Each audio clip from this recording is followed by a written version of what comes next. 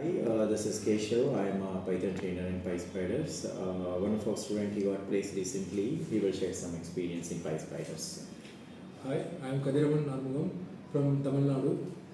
I had completed my degree of Electronics and Communication Engineering at Nada Society College of Engineering and Technology with a CGPA of 8.6.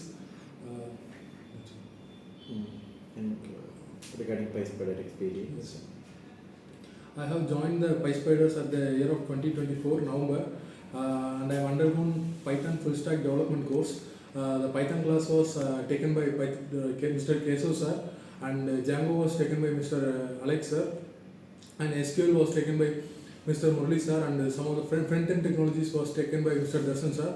So during my studies of this course in PySpiders, I have gotten more knowledge and I have enriched my skills through the PySpiders, and all those trainings which the trainers giving for each student will be which will help me more during attending an interview.